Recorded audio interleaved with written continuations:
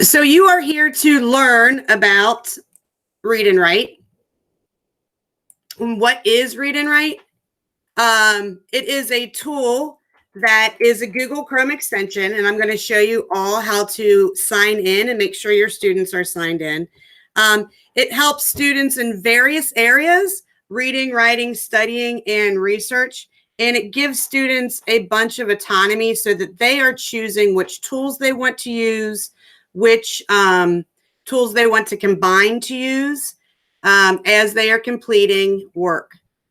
So I have a website pulled up here. I'm going to use this as a model to show you how to use the tools. But the first thing I want to make sure that you are aware of is how to sign in and how your students are signed in. You can see on my toolbar up here on the top, I have the Read and Write extension. I have the PDF reader. And I have the screenshot reader. I have a whole lot of other things. And if you ever want to have a little session with me on extensions or apps that can help you and your students in your classroom, I'm happy to do that. But today we're talking about these three purple ones, and they all go together. In theory, in a perfect world, the district has pushed out Read and Write to everyone. And when I say everyone, it's the premium version for all students with disabilities, all gen ed kids, all teachers, all paras, all administrators. Name a person who's fully employed in DSS and they have, or in CPS, not DSS, in CPS, and they have the full premium membership to Read and Write. Why is that? Because it's not a tool for students with just disabilities. It is it's a UDL, universally designed tool for learning for all individuals. So the district believes in that very firmly. And so they have purchased a seat for every individual in the district. So the first thing you want to see is if this purple puzzle piece isn't popped up automatically, you want to see if you and or your students are signed in. How do you do that? You come over to the far right and you can see I have three little dots here. On your device, depending upon what browser you're using, it may have a little house. It also may have a like an exclamation point. But you want to be using Chrome as your browser. Click on these three dots and go down to Settings. And you can see that I am synced to my CPS account. Often, students will say, I don't have the purple puzzle piece, and we go in and we see that they are crafty and they are synced into their personal Gmail. So kids are smart. Or as teachers, often we have a Gmail personal account that we may be synced to as well. So you want to be synced to your CPS account. If you're not, over here, it will say turn sync on, and it will ask you to log in to your CPS account. So once you're logged in and you're synced, it will ask you to link data, and you'll press yes, link data, and this purple puzzle piece should pop up. Now that's in a great, perfect world. Sometimes it doesn't, and that's just the way it goes. So what do? You head over to the Chrome store.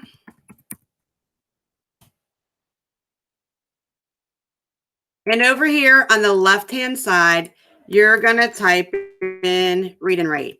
No spaces, and you're using the ampersand for and. Click on that, and you will see the only three options that pop up are the puzzle piece, the PDF reader, and the screenshot reader. And mine are all installed, so mine say rate it. Yours, if they are not installed or if students are not installed, will say add it. You'll click add it. It will ask you, do you want to add it to Chrome? You click yes, give it a second, and then those extensions will pop up. Do you have to load the PDF reader? Do you have to load the screenshot reader? Well, you don't have to, but then you don't have those tools available to you. So I strongly suggest loading all of these tools along with the purple puzzle piece. So again, that's over here on the far right, the three dots, a house, an exclamation point. settings, and make sure you're synced to your CPS account. Okay, now the good stuff. How does Read and Write work? I'm on a website. Read and Write will work on websites. It works within the Google Suite. It works on ebooks. It works in PDFs. Really just about any platform or any tool you're using to give students work or tasks, it will work within that. So I'm on a website. I chose Pyramids of Giza, but you could choose anything. You can just see that this is a typical website. I click on the purple puzzle piece and the toolbar will pop up. I can move the toolbar around if I want. I'm going to leave it right there for now. I'm going to go through each of these tools with you and tell you what they do. Now, as I do that, if you're someone who wants to take notes, feel free to take notes. But know on the slide deck that you're going to get at the end, I have a bunch of links here for you. This very first link will take you to a PDF of the toolbar. I think it will. There we go. It will tell you the name of the tool, the symbol, and it will tell you where it works on the web, on Google Docs, and it will tell you what it does. So if you want to take notes, feel free to do so, but know that that is going to be available for you at the end. So I'm going to work left to right. This first one I'm going to skip because it is word prediction. Word prediction works within Google Docs, so I'm on a website, so it's not going to work here. This next one is hover. I click on hover and watch what happens to all of these other tools. So I click on hover. All of the other tools gray out, meaning the only thing I'm able to use right now is hover. And what I do is I exactly do what it says. I hover. The Great Pyramid of Giza is a defining symbol of Egypt and the last of the ancient seven wonders of the world. And it will read. It is located on the Giza Plateau near the modern city of Cairo. I'm going to stop it. Just like a lot of student textbooks now, they come with that automatic accessibility feature of text to speech. And that's great. That's exactly what hover does. So some people will say to me, hey, Joelle, I don't need Read and Write because the text is already accessible and it can be read aloud for students. And that's true. But what their product does that Read and Write, or what their product doesn't do that Read and Write does, is offer this huge variety of other tools. Research tells us that students will not click, not only students, adults, individuals will not click and do something if it takes more than 3 clicks. So if you're asking a student in their social studies text that's read aloud through that textbook company, and then you say, well, if you don't know the word, copy the word over into dictionary.com and have it read, they won't do that just because we are growing into a very lazy society. So Read and Write has all of the tools right there that they need. That is hover. When you teach students to use hover, it truly means hover. If they come down here and start clicking all over the place, and you can't see that I'm clicking probably, it will not know where to read. So I truly teach students and individuals using this tool to click hover and touch, bring it down, and it will start to read. So that is hover. To get back out of hover, you have to click on the tool. Okay, these next two I'm going to show you together, and they are the dictionaries. Let me find a word here. I'll click on king. This is the written dictionary, just like you would see if a student were to go to dictionary.com. King. It will read to you. Jen, is this loud enough? Can you guys hear this? Yes, we can hear. You can? Okay. Noun. The male ruler of a country, who is part of the royal family and inherits his position. The king wore a crown. So it will bring over every contextual definition. Students will have to figure out, read, and listen to which definition makes sense in context to what they were reading. So if I let me get off of that. You can see how that works. Let me Oh, I need to refresh. Joelle, you cut out for a second.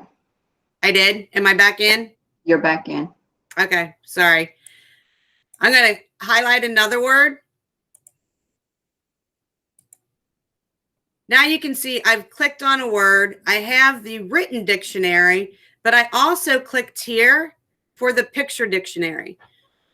The Pictionary the picture dictionary pictures are pretty simple. They remind me, for those of you who are familiar with Boardmaker, they remind me of Boardmaker symbols. That's intentionally done so that pictures aren't so intricate that a student might try to sit there and try to figure out what it is. So this is a very quick, easy, clean image. And the dictionary definition. I can have these popped up both together and I can move them. The other thing that I can do while I still have these open or without is I can come over here to the translator and I can click on translator. I have my language defaulted to Spanish, but they have over 100 languages that you can change your translator to. Humano. So if I have a student, an ESL kiddo, whose home language, his native language is Spanish, Humano. he can hear or she can hear the word in his or her native language, can see a picture, Human. and can come and see and have the written dictionary read to them as well. So that's pretty powerful. You can use the translator without having to use these other dictionaries. Mano. And then there's Manecilla. different dialects. Aguja. Manecilla. To change the dictionary or the translator language, you can come to options. And I go to speech. I can come down to translation. You can see I have mine defaulted to Spanish.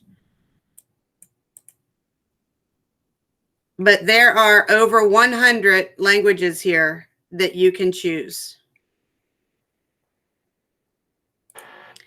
Speech also, so when I'm on speech in options, when I was using the hover tool, I can slow down or speed up the speech in which it's read to me.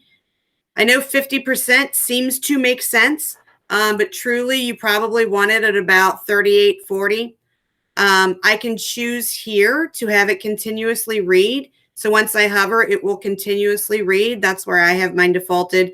Or you can change it to stop and read only one word, or to just speak that sentence. Okay, so that was hover, the two picture dictionaries, and over here, the translator. I'm going to skip play, and because we use that within the docs and PDFs, and I'm going to come to the screenshot reader. And remember, the screenshot reader is one you went to the Google Chrome store to add. I'm working with our Google administrator right now to have it pushed out like the purple puzzle piece. We're in the process of doing that. The screenshot reader, the first time you or students use it, you will click on it and it will ask you to allow permissions. And that's okay. So screenshot, let me find a.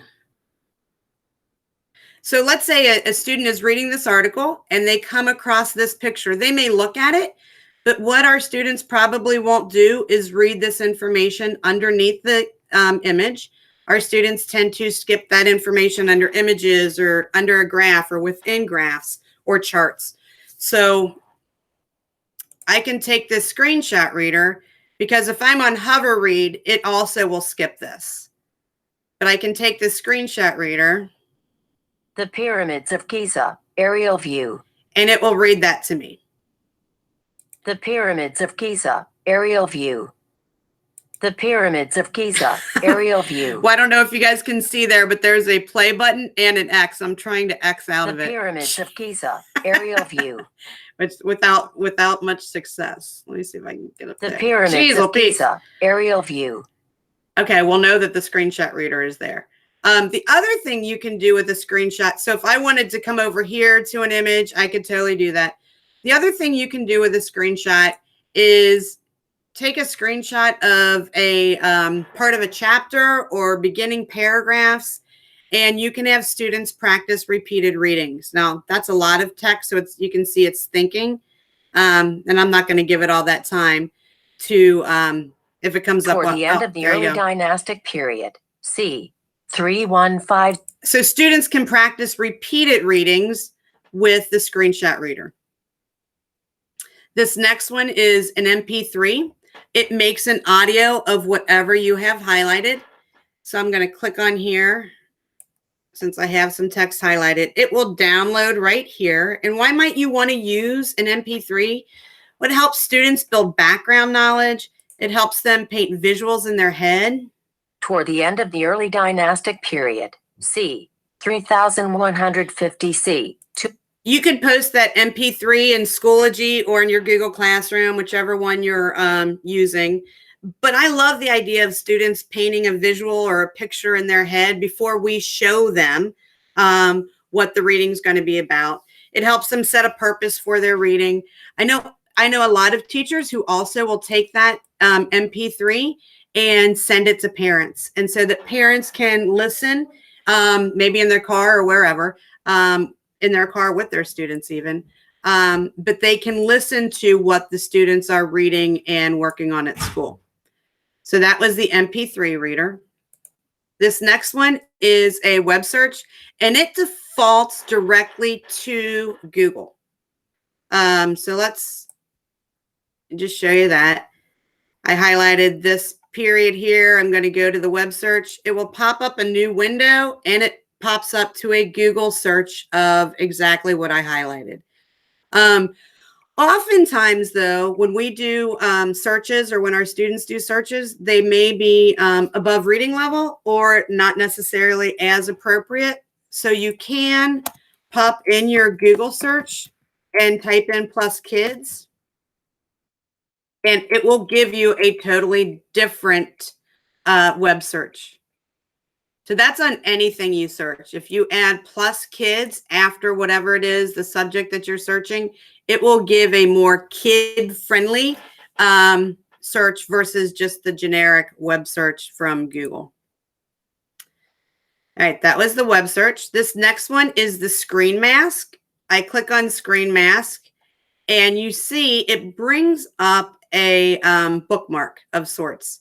This is pretty cool because students can totally individualize this bookmark to what they want it to look like.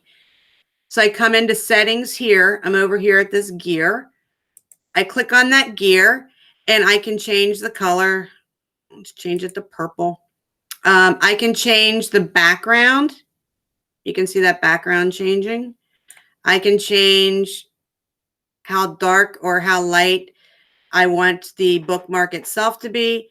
I can also change the reading height. And I love this because some students may like to keep their bookmark on paragraphs as things are being read or as they are reading themselves. Other students might like to just keep it on sentences. So you can totally change that.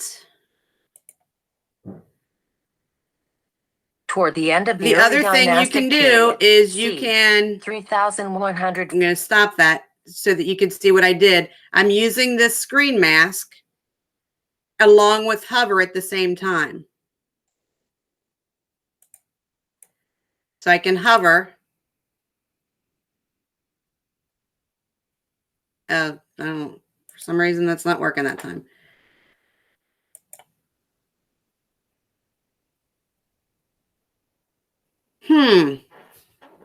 Well, that's mysterious. I'm not sure why that's not working.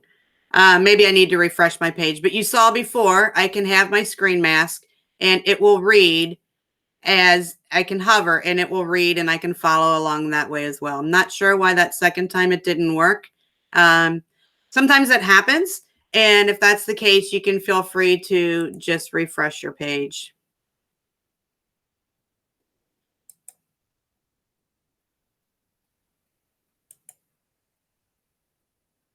All right, so we'll bring this bookmark or bring the toolbar back up. That was screen mask. Talk and type, I'm going to wait until we get onto a Google Doc. I showed you translator. Now I want to show you these highlighters. These are so amazing. So the first thing I'm going to do is I'm going to make a vocabulary list from this article. So you can do this as the teacher. Students can do this as well if they want to make a vocabulary list to study. So I'm just going to scroll here. I'm going to choose any color and highlight some words here. I'm intentionally using different colors so that you can see it doesn't matter whatever color that the students choose. It doesn't matter. It will still work. I also want to try to get a word that I don't think is this. I don't think we'll see anything for that. So I intentionally did that. I come over here to Vocabulary Builder. Once you click on it, it'll say it's making a list. I will tell you that it seems to take a few seconds, often to the time that students start to worry that the list isn't being made. But as long as they're signed in and they do highlight and hit the vocabulary builder, it will pop over. So here's my vocabulary list. You can see it defaults to vocabulary list untitled. I strongly suggest you, and as you teach your students to use this tool, you don't leave it vocabulary list untitled, because every single one you make will default to that title. So you can title it whatever you want. Each one of these columns brings over the word, the definitions, an image if there is one. And this last column says notes. Students could take their own notes here. You could write directions, and students can complete the task here. Whatever it is you want. This column becomes pretty powerful, and it is your teachable moments, if you will. So that task that you would typically assign somewhere else for vocabulary, what would you like them to do? This is a vocabulary list that goes into the drive.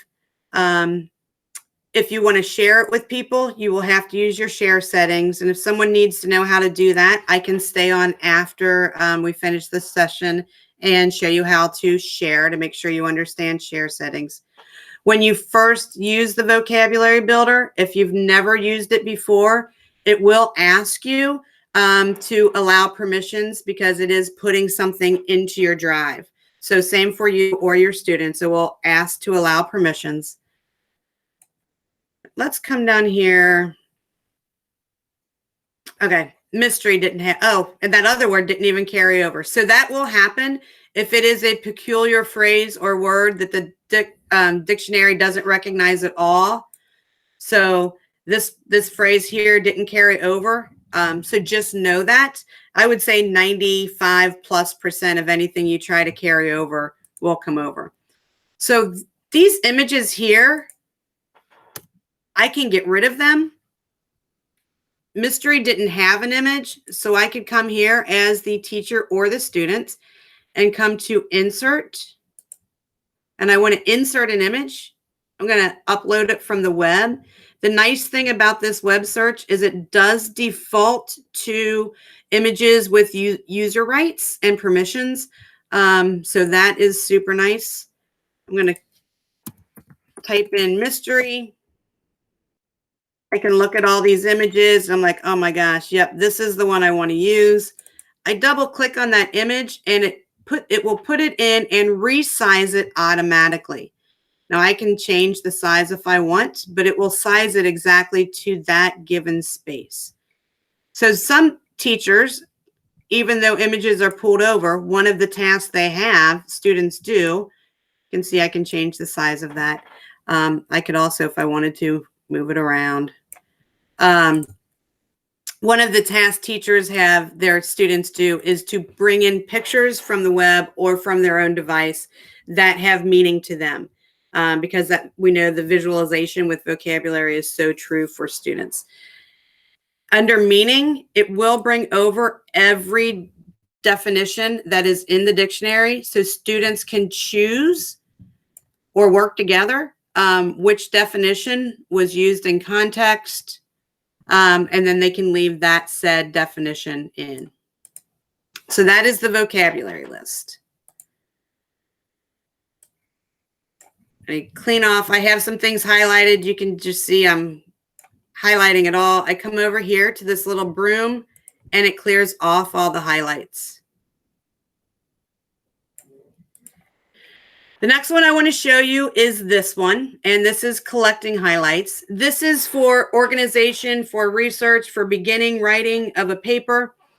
So I want you to watch what I'm going to do here. I'm going to use all these tools again. So let's say the student is doing some research on the pyramids of Giza and they want to kind of get their thoughts together. So what they can do is use these highlighting tools. So everything that I might use as the teacher or the student, I mean, that might hit the beginning of my opening paragraph and my thesis, I'm going to highlight in yellow. And this down here too is pretty important. So then anything that has to do with plateaus, I'm going to highlight in blue. Or is like, did I do blue? Blue.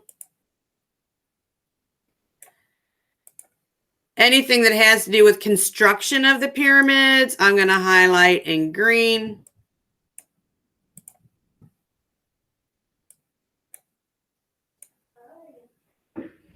And let's see if there's another category on this. Anything that has to do with the pyramid as a tomb, I'm going to highlight in pink. So you get the idea. I come over to collect highlights. I'm going to leave everything exactly the same. I want to sort the highlights by color. I click OK. You can see that it's making that document. Again, if you've never used this tool, it will ask you to allow permissions. And it brings everything I highlighted over into a Google Doc. So here is the information I wanted to use for my thesis and my opening paragraph. I forget what blue was about. Green, I think, was plateaus. And here, whatever that ending part was. This bite is by no means the student's paper. It is a way to help a student organize thoughts.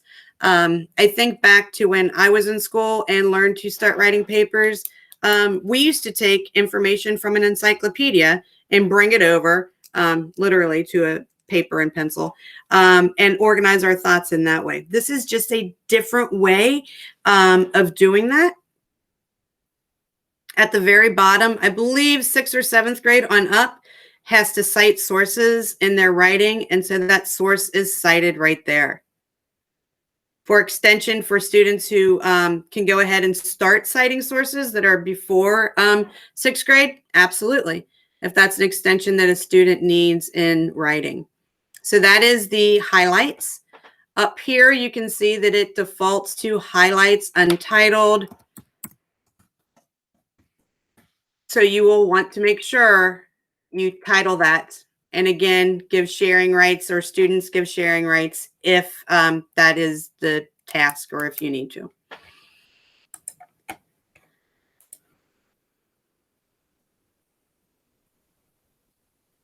I'm going to clear those highlights out.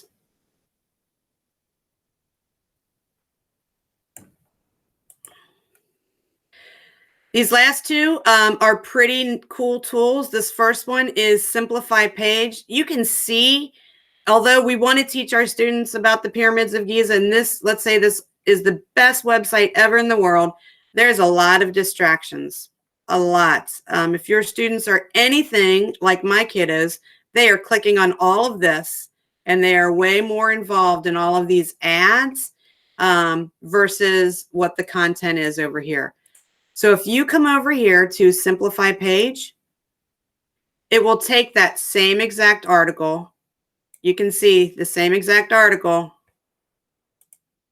and it's just brought the text over without all of the ads and other things that students can be clicking on. Now, what this doesn't bring over is it doesn't bring over this image. It doesn't bring over any of those images. But it does bring over all the text. Students have some autonomy here as well. They can change the background and color. They can change the font. size. This one here, if you know about Open Dyslexic, it is a tool, not a tool, it's a font for individuals with dyslexia. And you can see that it kind of weighs down the letters a little heavier than the other ones. If I click off of it, you can kind of see it better. That helps individuals with dyslexia keep focus and keep their eyes in the right place as they read along the page. I can change the spacing. The other thing that I can do with this that is pretty cool is I can come up to simplify. This is a pretty long piece of text or a passage. So I can come up here and I can simplify it. And what it does is it takes out some of the writing. Now, it does not do that by Lexile, so it's not perfect. You can't click on like you might be able to do with Newsella and say, I want this at a 3rd grade level. It's not that great, but it is good. I can use all these tools. I can have this read to me. I can do highlighting. All of these tools are still accessible. A lot of times for my struggling readers, I will teach them to use the Simplify tool, have that read to them or have them read it along, and then continue to bump it back up to what the text was that was originally presented to them. So this is a tool that you need to teach. Well, all of these tools you need to teach the students, but this is one that you need to teach students. Struggling readers will use this tool, especially because no one else knows that they're using it. So when your administrators come in and want to know how you are differentiating or how you're meeting the needs of all of your unique learners, this is a tool that absolutely you'll want to share with your administrators because they will never know. Which is great. We don't want people to know, but they will never know as they're walking through your classroom. So that was the Simplify tool. Up here at the top. That was this one. This last one is Practice Reading Aloud. Now, if you're an intervention specialist and you have students who have fluency goals, you are going to love this one. So I'm on this website. We know that they're using this website in ELA and in social studies. I can come here to Practice Reading Aloud, and it brings that website over, all that same text. And now the students can practice fluency with this website, the same text that they're using in English Language Arts and in social studies. So I'm going to show you how this works. I'm going to use these tools here. Even though these are grayed out, they won't be in a second. The first thing I'm going to do is start recording. The first time you use this, it will ask you to allow permissions to let this site use your microphone. So you will want to say allow. I'm going to click on this and start reading though. My permissions are already allowed. The Great Pyramid of Giza is a defining symbol of Egypt and the last of the ancient 7 wonders of the world. So let's say I've read my minute or I've read as long as the teacher has asked me to. I want to listen to my reading. The Great Pyramid of Giza is a defining symbol of Egypt and the last of the ancient 7 wonders of the world. I'm like, nope, I kind of didn't do great. I know I can do better. I can redo it. The Great Pyramid of Giza, blah, blah, blah, blah, blah. I listened to it again and I'm like, yep, that is perfect. I want to send it to my teacher. So I click on Send to Teacher. Now mine's defaulted to me. If not, you can choose other teachers. I'm going to click Yes. And that's going to end up in my email. Jen, if I forget in a minute or so, will you let me, will you remind me to go show them what that looks like, please? Yes. Thank you. So that is all of the tools that Read&Write has accessible and available for students and for you on a web page. But I want to show you, we can all see what my junk email is popping up there. I want to show you what it does on a Google Doc. I'm going to get rid of everything we had there. And the toolbar pops up when I'm on a Google Doc if I want to get rid of it. I can click up here, but you can see it kind of pops down low. It hangs down low on some students' computers where the this toolbar is here and these words here. This sometimes covers it up. So just be aware that on a Google Doc, depending upon the settings, it may cover up. And so students are like, where's file? Just know that it's just behind here. The first one I want to show, I'm going to hold off for the check it tool. The first one I want to show you is prediction. I can come into options and I can click on prediction and I can say how many words I want it to show me. I can have it follow the cursor. I can have it predict ahead. I can change the text size. So again, students can have some autonomy in what they're doing. So I'm going to click on word prediction. You saw that I switched it from 4 to 5. So there's 5, or from 4 to 10, I mean. There's 10 words here that it's going to start predicting for me. If I hover over a word, B, 2, it will read the word. If I click on the word, first, it will insert the word. So hover. First, new, problem. And I'm going to click on problem, and it will insert that word.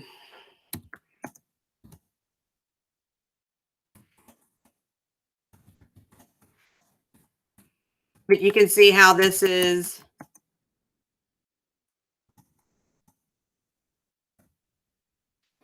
I'll click on. Not A. Asking, aloud. So you can see how that works as a word prediction. As you or the student is starting to use the word predictor, it becomes pretty intuitive. And if I continue to talk about not being able to see my friends, it will pop up words that make sense in that context. If I start talking about soccer or football, it will start to bring up words that make sense in context. So it's pretty intuitive as far as the writing goes. I want to have a, yep, okay. I have a piece of a student's writing from a few years back when I was in the classroom. And you can see it does give us some blue lines. Sorry, my eyes are bad. Some blue lines where it is trying to do like a spell check for me automatically. But if I click on this check it tool, you'll see the difference of what Google is able to find versus what the check it tool is able to find. I don't know a percentage, but I will tell you it's a lot more. To edit using the check it tool in Read and Write, I go over to where the purple is. I click on the word and I click what the options are. So I'm going to hover over James, click on James. It gives me a bunch of different options and I want James to be capitalized. So you can just see that it gives a lot more options. I'm going to click off of that. The other thing that I tell people to do is be aware of play in a Google Doc because students can use this to help edit.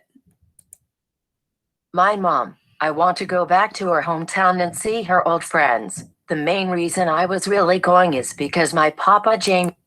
So you can see that this will read the writing aloud on a Google Doc. I think I just moved something. On a Google Doc.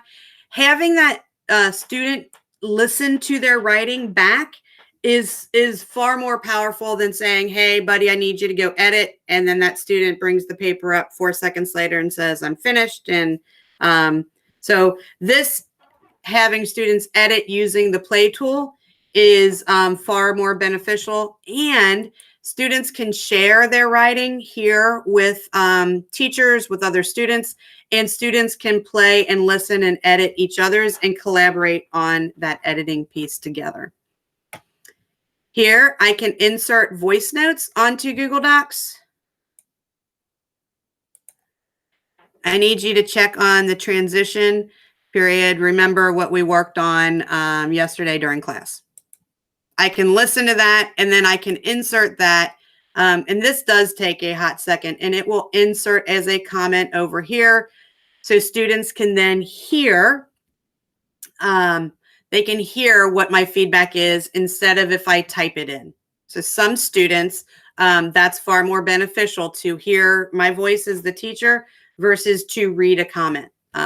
You know your students, so you can choose which one you want to use.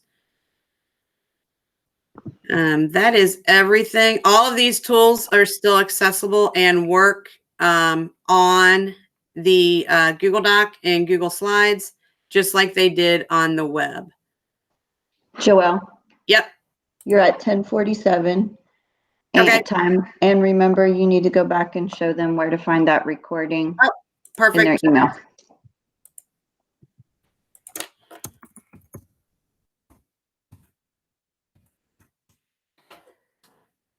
So here's my practice reading aloud. It pops into my email.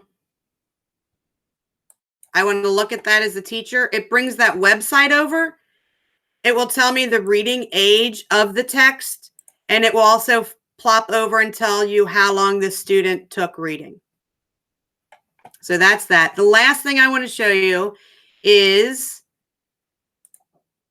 a PDF, and pretty much all of the same tools are accessible in a PDF. I click on the PDF, and again, you have to have this PDF reader installed. I go to open with, I scroll down to read and write, and it will open it with a toolbar. All of these tools are accessible. So you can see where I am here. So on here, I can highlight some text. It will read to me. The 3 small pyramids to the south are said to have the Highlighting tools are available. I can type on this.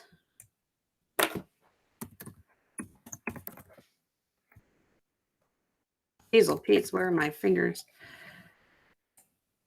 You can see that that's right there. I can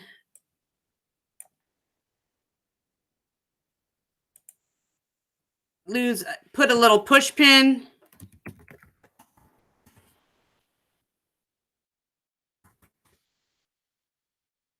And students see that push pin, they can click on it, and I say, please read this first. They can have that read to them. Read this first. These two tools are different than what you see on the Google Doc or on the web page. This is a freehand drawing. I can change colors, and I can draw whatever it is I may want to draw. This last one allows you to add shapes. So here, let me get a color. You could have students annotate or underline the important parts of the text, whatever it is that you may want them to do. So all of the tools are the same and similar, minus these two, or these last 4. You can type on a PDF and make annotations. You can leave notes, the freehand drawing or the shape drawing. All right, I'm going to stop presenting. Looks like there might be some questions in there. I'm going to stay on. Jen will pop in the slide deck, which most importantly on the slide deck is that last slide with all of the links on it to give you some tools for yourself and for your training of your students. And I'm happy to stay and answer any questions. I'm going to open up the chat and see if there's anything I can answer. Joelle, are you going to do office hours this summer if people have questions, or are you just kind of available for them to contact as needed? Yeah, I'm always available. So there aren't office hours per se this summer, but that's fine. I probably check my email in the summer. I'm embarrassed to tell you how many times I check my email in the summer. So if you email me, I would get back with you that same day and we could set up a time. That is no worries. I'm going to stop this recording real fast.